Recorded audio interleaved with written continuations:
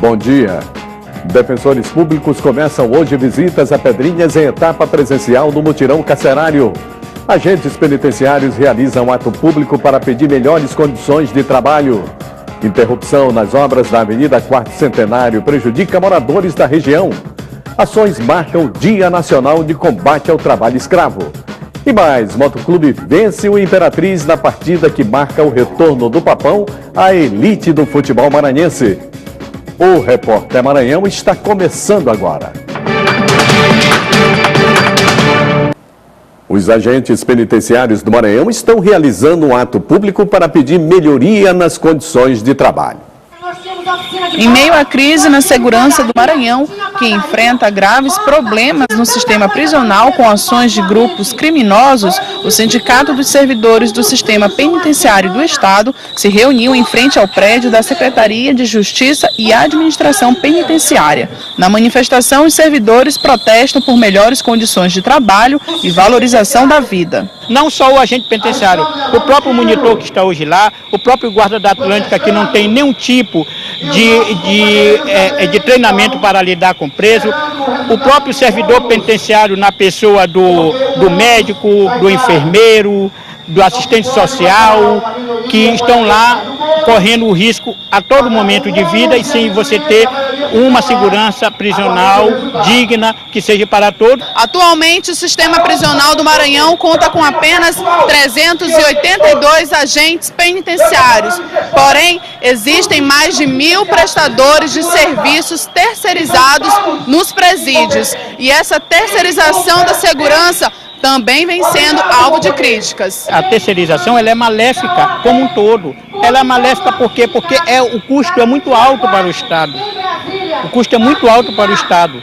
Se você pegar hoje e ver o montante que o Estado gasta com a terceirização e o que ele ia gastar com um quadro de agentes suficiente para cada unidade prisional, é quase a metade. Então é um custo muito alto para o Estado e, consequentemente, para a população. O ato público dos servidores também é em protesto contra as denúncias da entidade de que o caos instalado no sistema também é culpa dos agentes corruptos. Quem fala tem que ter o ônus da prova. Nós estamos querendo que tanto a Secretaria de Administração Penitenciária como a OAB, por intermédio da Comissão de Direitos Humanos, venha e diga quem são os agentes corruptos, quem são os agentes que contribuíram para esse caos, porque esses agentes eles têm que ser descobertos e punidos, porque nós do sindicato em nenhum momento aceitamos qualquer tipo de desvio de conduta de qualquer agente penitenciário. Os defensores públicos que estão participando do mutirão carcerário começam hoje as visitas ao Complexo Penitenciário de Pedrinhas, onde mais da metade dos detentos ainda não passaram por julgamento. Os 55 defensores públicos do Maranhão e de outros estados que compõem a Força Nacional da Defensoria Pública iniciaram a análise processual da situação dos presos. Nesta terça-feira à tarde, eles começarão o atendimento presencial no Centro de Detenção Provisória e Central de Custódia de Presos de Justiça no Complexo Penitenciário de Pedrinhas. O mais importante de todo esse processo é que o detento ele tem que ter conhecimento da sua situação jurídica. Certo? Uma pessoa que tem conhecimento da sua situação jurídica, sabendo quando e o porquê que ele está efetivamente detido, isso já se inicia um processo de pacificação. Os defensores querem identificar os que têm direito a receber a liberdade por estarem presos provisoriamente há mais tempo do que o permitido pela lei ou que têm o direito à progressão do regime e liberdade condicional. O atendimento presencial deve durar 15 dias.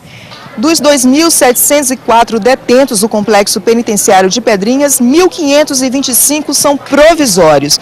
Essa é uma situação jurídica muito comum no sistema prisional brasileiro. De acordo com as Nações Unidas, a deficiência na assistência jurídica é uma das razões do Brasil ter um alto índice de presos provisórios, cerca de 40% de toda a população carcerária. Hoje nós temos defensores públicos em todas as áreas criminais da capital, uma situação bem distinta de 3 anos, onde nós não tínhamos como realizar esse acompanhamento dos processos de presos que ainda não têm sentença, que são processos de presos provisórios. Essa realidade já se modificou na capital, mas é fato que o pequeno número de defensores no estado do Maranhão, embora tenha crescido nos últimos 3 anos, ainda é uma dificuldade que o sistema tem que administrar. O mutirão judiciário, que começou no dia 15 e envolve o Tribunal de Justiça, Ministério Público e Defensoria Pública, já analisou cerca de 230 processos e deve continuar até a primeira quinzena de abril. Para tentar conter a onda de violência em São Luís, a Polícia Militar intensificou ações nas ruas da capital. Não só bairros periféricos, mas os principais pontos da capital recebem esquemas preventivos para melhor agir contra as prováveis ações de facções criminosas. A Polícia Militar, através do Comando de Policiamento Metropolitano, está com 32 barreiras e o Comando de Policiamento Especial com 15. Os mais de 420 policiais abordam suspeitos e apreendem armas. Só o fato de ter essa blitz aqui já inibe aqui uma possível ação de criminosos, e após essa abordagem, iremos dar início aqui a uma incursão nos bairros. Para o comandante do Policiamento Metropolitano, as ações não terão data para acabar. Essa operação ela é contínua, né? Ela não tem data para terminar, ela é anunciada pelo comandante-geral, ela tem, portanto, um caráter de permanência em decorrência da necessidade, é claro, das ações que estão sendo realizadas com resultados extremamente importantes para a Polícia Militar e para a população. Um ato público organizado pelo movimento Ore Pedrinhas foi realizado na Avenida Litorânea. A caminhada à oração pela paz pediu o fim da violência em São Luís. Centenas de evangélicos de diferentes idades e vestidos de branco chegavam ao local da concentração. O percurso escolhido foi a Avenida Litorânea. Ali, todos unidos num clamor. Faixas com frases pela não violência expressavam o sentimento cristão. São Luís está precisando, nós estamos vendo um momento de violência, né?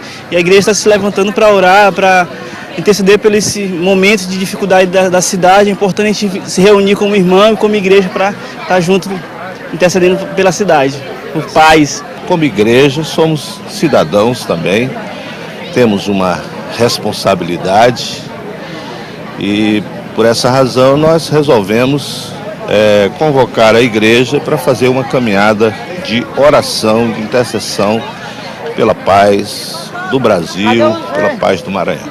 Antes da marcha, o momento foi de oração, intercessão pelas famílias e autoridades. A caminhada Oração pela Paz faz parte de uma agenda de ações diante dos últimos acontecimentos ocorridos no Estado, com relação à crise no sistema prisional e a sensação de insegurança instalada na capital maranhense. E veja no próximo bloco, obras da Avenida Quarto Centenário estão novamente paradas. E mais, reunião debate lei de zoneamento de São Luís. É logo após o intervalo. Agora são 11h36.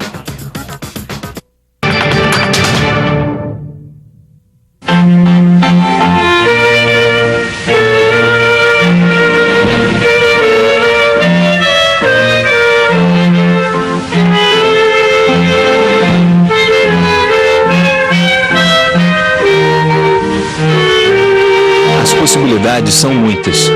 Você escolhe quem te completa. Orientação sexual é um direito.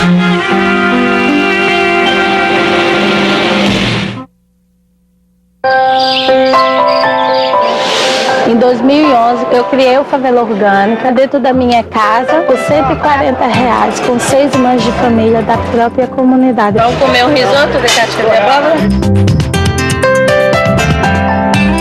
O objetivo do projeto é mostrar para as pessoas que elas têm que saber aproveitar bem melhor os alimentos, que eles comecem a valorizar o que eles têm. Não é porque é uma casca que é lixo, pelo contrário, para mim é o mais nobre do alimento.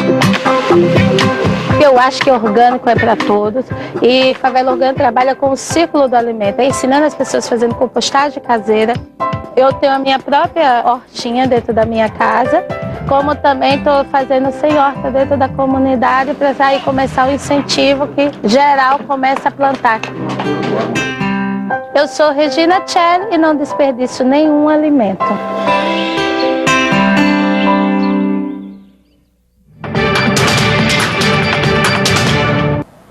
Três municípios maranhenses compõem a lista publicada pelo Ministério da Integração Nacional, que reconhece situação de emergência em 26 cidades brasileiras atingidas por desastres naturais. Peritoró, Sítio Novo e Urbano Santos sofrem com a estiagem. O reconhecimento é necessário para que os municípios recebam ajuda federal de assistência às vítimas e outras ações emergenciais. A avenida que recebeu o nome de Quarto Centenário para homenagear os 400 anos de São Luís ainda está longe de ser entregue à população. Mais uma vez, as obras estão paradas e, segundo os moradores da área, o material que deveria ser usado na construção da avenida está sendo roubado. Em construção desde 2008, a Avenida Quarto Centenário, uma das obras que marcaram os 400 anos de São Luís, está em compasso de espera. Com a falência da empresa responsável pela obra, uma nova licitação está marcada para 31 de janeiro. Definida a licitação, serão cerca de 120 dias para a inauguração. O governo do estado prevê que até maio, a Avenida Quarto Centenário, que também é custeada pelo governo federal através do Programa de Aceleração do Crescimento, o PAC, integre um projeto bem maior. Na verdade é uma obra que hoje ela vai facilitar a mobilidade urbana da cidade, mas a concepção inicial dela não era para isso. Ela seria, na verdade, uma barreira para que as famílias que saíram das palafitas não voltassem mais a ocupar esses espaços, ou outras que viessem ali a ocupar. Ao longo dos 3,8 km que acompanham a margem esquerda do rio Anil, algumas palafitas ainda são visíveis, e os 364 milhões investidos, sendo 245 do governo federal, com contrapartida de 119 milhões do governo do estado, já serviram para realocar 520 famílias de palafitados nos apartamentos do programa Minha Casa Minha Vida. Além da via, está prevista a entrega de mais 2.720 apartamentos. Mas a realidade dos moradores da região insiste em contrariar as previsões mais otimistas. Segundo eles, materiais vêm sendo roubados e a escuridão à noite alimenta o medo da violência. Isso aqui é tudo escuro, a gente tem medo das crianças saírem na rua com essa violência toda. Aí é tanto tiroteio, toda hora tiroteio aqui, a gente tem medo. Os palafitados que foram realocados para outras residências a partir do aluguel social também se queixam. Ninguém dá resposta, a gente tá jogado, né? Quem já ganhou tá feliz e quem não ganhou tá na expectativa de ganhar quando, a gente não sabe. O coordenador do PAC Rio Anil ressalta que os 114.553.011,45 estão de acordo com os gastos previstos e que falta pouco para a população receber a via de acordo com as mais rígidas normas de trafegabilidade. Hoje, praticamente, o que precisa para concluir a obra seria a parte de pavimentação, iluminação, sinalização e algumas obras ainda pequenas de concreto. O que nós temos mais de pesado seria ali o encaixe na Alemanha, que a ponte que vai fazer esse encaixe ainda precisa, de fato, você concretar a laje principal. Mas os demais, a parte maior da obra, ela já foi feita já. O Instituto Municipal de Planejamento deve apresentar hoje ao Conselho da cidade de São Luís uma nova proposta da nova lei de zoneamento e algumas alterações no plano diretor da capital.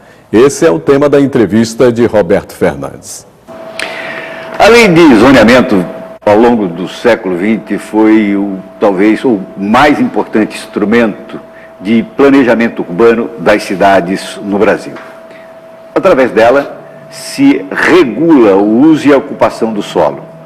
E, nesse momento, São Luís já começa a pensar na sua reformulação, discutir e apresentar uma nova proposta da lei de zoneamento da cidade. Para conversar com a gente, está aqui o Marcelo Espírito Santo, presidente do Instituto, que planeja às ações da cidade de São Luís. Marcelo, prazer tê-lo aqui conosco. Primeiro, a lei de zoneamento de São Luís já carece realmente de mudanças? Já, é uma legislação que hoje já cria certos problemas graves ao desenvolvimento da cidade. É uma lei que foi aprovada junto com o plano diretor ainda em 1992. Nós tivemos a atualização, um novo plano diretor aprovado de forma participativa em 2006, mas essa específica lei, zoneamento, parcelamento, uso e ocupação do solo... Permaneceu de 92. Ainda é a mesma. Mas já se fala que o município vai apresentar uma proposta. Não havia necessidade de audiências públicas para discutir com a sociedade? Exato. Qual é exatamente o nosso calendário? Nós temos um conselho da cidade, que é composto, né, de uma forma representativa de todos os atores que fazem o desenvolvimento da cidade de São Luís, e a ideia é que na próxima reunião do conselho nós possamos entregar ao conselho da cidade e à cidade de uma proposta, tornar isso público, um texto, uma minuta de projeto de lei de uma nova lei de zoneamento. Junto com ela, algumas alterações pontuais referentes ao plano diretor 2006. Então, para que eles possam conversar, nós estamos adequando a parte ambiental do plano diretor e estamos entregando uma proposta de minuta, ou seja, um texto base para discussão. Qual é a principal alteração, no seu entendimento? São várias, porque é uma lei que, pelo próprio nome, é muito extensa, envolve muitos temas, mas que, de uma forma talvez fácil para a gente entender, é a que regula como a cidade cresce e para que lado? Para que áreas com maior ou menor intensidade? O crescimento de São Luís, no meu modo de ver, devia ser no rumo, digamos, da BR. Esse crescimento internalizou-se. Né? E isso tem problemas ambientais. Nós temos aí hoje 3 eixos de crescimento naturais que a cidade veio tomando, né, de 92 para cá, já em cima do que foi determinado por essa lei de zoneamento anterior, e nós temos um crescimento que vai em direção ao olho d'água e 2 eixos. Ou se nós olharmos para o mapa da cidade, vindo de Pedrinhas para a cidade, nós temos as 2 zonas rurais, a esquerda e a direita. Né? Então, esses são os 2 eixos que também recebem, ainda hoje, influxos de crescimento. Esse tamanho da zona rural permanece? A ideia... como zona rural? Sim. Nós consolidamos algumas zonas. Por exemplo, eram 11 zonas residenciais na cidade. Nós fizemos um estudo e estão sendo a proposta de novas 6 zonas apenas, e não mais 11. Da mesma forma, na zona rural, a direita e a esquerda, porque apesar de tudo ser zona rural, tem características bastante diferentes entre uma área e outra. Uma com conflitos com o uso industrial, né, com os módulos do distrito industrial, que historicamente, desde a década de 80, foram se instalando, e a direita seria um trecho característico da atividade pesqueira, onde uma comunidade rural com outras características se instala. Então, mas sofrem, as 2 zonas rurais sofrem, de alguma forma, atraem a população. Ou seja, são áreas que, apesar de uma atividade específica, não é uma área urbana, mas tem um número significativo de pessoas morando. Então, respondendo à tua pergunta objetivamente, nós estamos tentando adequar esses elementos, ou seja, vários empreendimentos do Minha Casa Minha Vida, que é um programa federal e que tem resolvido grande parte do nosso déficit habitacional, se instalaram em trechos do que o plano diretor em 2006 chamou de área de expansão urbana. É o trecho seguinte à Cidade Olímpica, por exemplo. Então, alguns empreendimentos já se instalaram ali. Do outro lado, a nossa ideia é adequar os usos que são característicos da área portuária. Nós não podemos virar as costas para uma atividade econômica que é uma das vocações da cidade de São Luís, o Porto de São Luís. Então, nós estamos tentando adequar esses usos industriais a comunidades que estão lá historicamente e que devem permanecer, não vão sair dali, e não é a lei que vai mexer com essa situação. Eu acho uma pergunta também importante, é a questão do gabarito. Altera-se o gabarito? Sim, altera-se. Essa é um dos instrumentos que que o planejamento se utiliza para poder orientar ou induzir o crescimento da cidade. Então, foi feito todo um reestudo dos gabaritos de 92 e como eles foram sendo aplicados ao longo desses 20 anos na cidade. E, obviamente, nós estamos aumentando o gabarito em algumas áreas que têm condições, após também os nossos estudos, porque tem uma população baixa.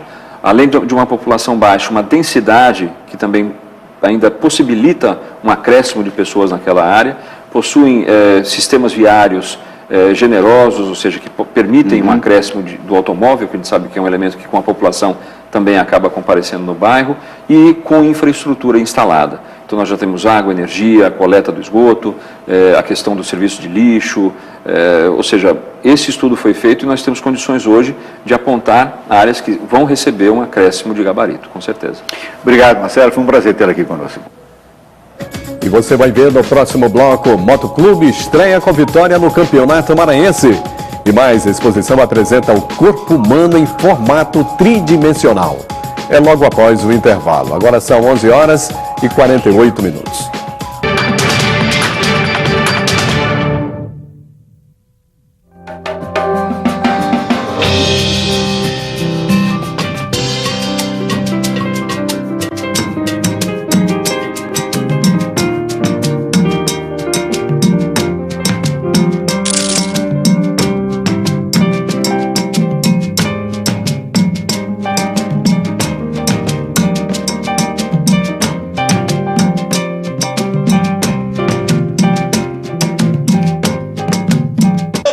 Quer bola pra frente, ajeita, olha e passe, girou, vai fazer gol!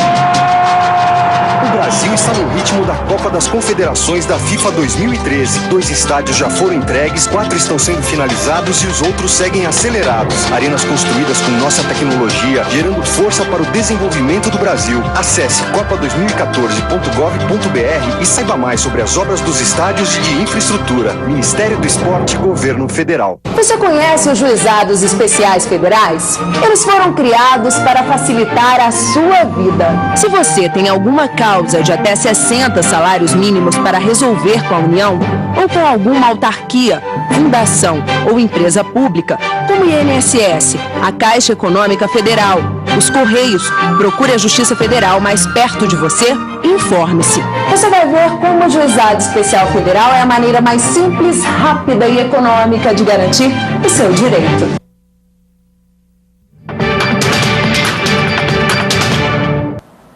Hoje é celebrado o Dia Nacional de Combate ao Trabalho Escravo. Em São Luís, uma programação especial foi organizada para apresentar o trabalho de fiscalização e buscar soluções para conter o problema. O Ministério Público do Trabalho, em conjunto com o Tribunal Regional do Trabalho e diversos órgãos, apresentaram os dados mais recentes dos resgates e operações de combate escravo e perspectivas de enfrentamento. Para combate ao trabalho escravo, ao trabalho que infelizmente ainda se pratica no Brasil, no Maranhão especificamente, nós temos algumas regiões que ainda tem essa modalidade de trabalho, e o Ministério Público, junto com o Tribunal do Trabalho, tem essa parceria, uma caravana chamada Caravana da Liberdade, onde eles se deslocam. O ano passado nós fizemos esse trabalho em Codó, esse ano provavelmente iremos fazer em Açailândia, e o trabalho é efetivo, o combate é efetivo. Nós temos que fazer esse combate para erradicar de vez essa modalidade de trabalho no Brasil. Nós temos um projeto de resgate dos adolescentes que foram encontrados em condição análoga a escravo, em condição análoga a escravo, e temos também a área que atende tanto na prevenção, na reinserção social desses trabalhadores, com a área também das secretarias que desenvolvem políticas públicas nessa matéria, né, de reinserção trabalhista, acompanhamento também biopsicossocial, na verdade a família, né, dessas pessoas que se encontram nessas condições. O número de investigações abertas para apurar denúncias de trabalho análogo à escravidão cresceu 14% em 2013. Foram 65 procedimentos contra 57 em 2012. Bem, houve um crescimento no âmbito do Ministério Público do Trabalho do número de investigações relativas a esse tema. Isso ocorreu por diversos fatores, né? Um deles que a gente pode destacar é uma maior presença do Estado por meio das fiscalizações. O Maranhão continua sendo destaque negativo. De acordo com o Ministério do Trabalho e Emprego, o Estado tem 33 nomes no Cadastro Nacional de Empregadores que utilizam a mão de obra escrava, a chamada lista suja. Isso coloca o Estado em 5º lugar no ranking nacional. As principais atividades relacionadas à exploração da mão de obra escrava têm como principais vítimas os trabalhadores rurais. Orientamos a FETAEMA, através da Secretaria de Assalariados Rurais, orienta os dirigentes sindicais, as lideranças, para que eles fiquem atentos no período de contratação da mão de obra para outros estados. E aqui no estado nós buscamos fazer denúncia na hora que detectamos o trabalho escravo em vários municípios, entramos em contato com os órgãos competentes para que possa ser feita a fiscalização. Os municípios recordistas de casos em trabalho escravo são Santa Luzia, com 9 casos, Açailândia, com 7, Carutapera, 4, Bom Jesus das Selvas, 3, Codó, 2 e Bom Jardim, 2. Agora vamos falar de futebol. E fechando a primeira rodada do Campeonato Maranhense, o Motoclube fez bonito diante da torcida e venceu o Imperatriz. O ataque do Moto começou tão envolvente que enganou até a nossa equipe, que perdeu o primeiro gol marcado por Felipe. O segundo saiu após cobrança de falta. Fernandão cabeceou para o meio da área e o volante Pierre completou para o gol.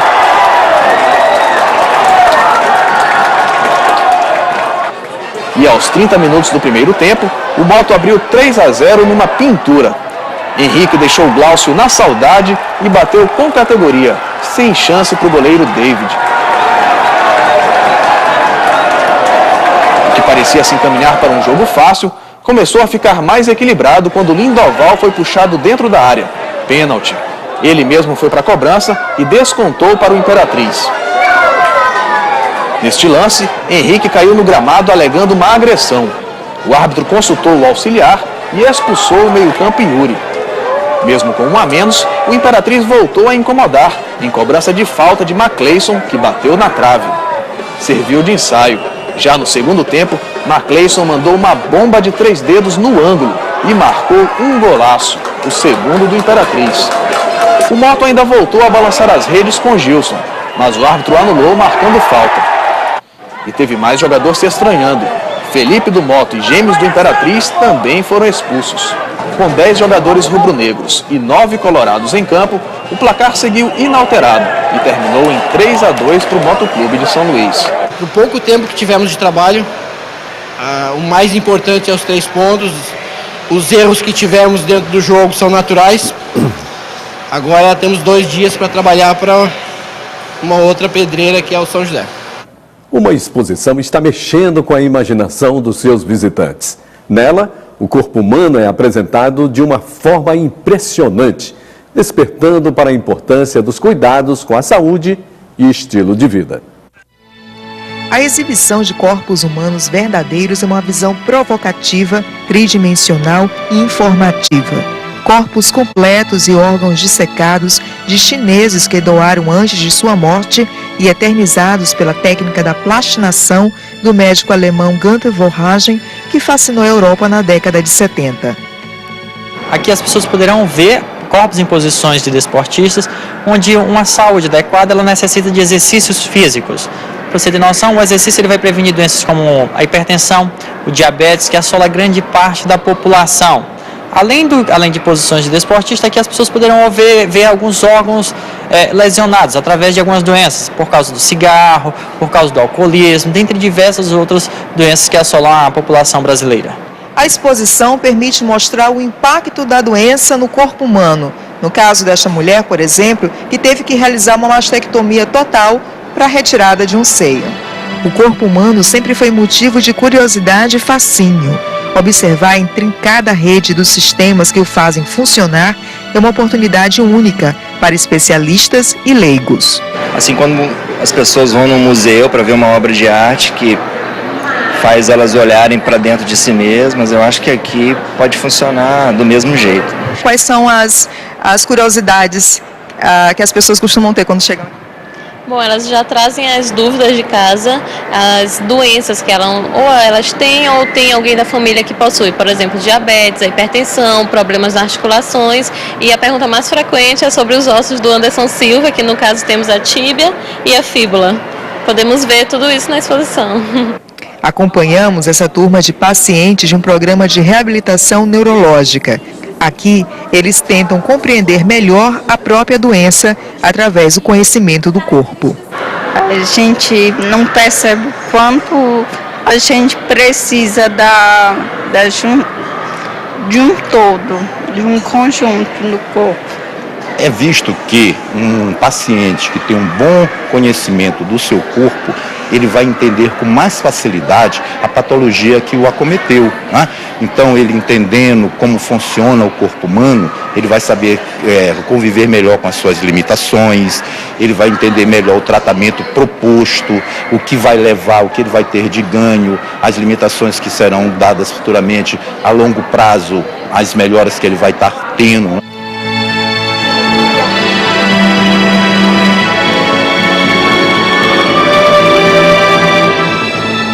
A exposição segue até 9 de março no Shopping da Ilha e mais informações através do telefone 3221-0120.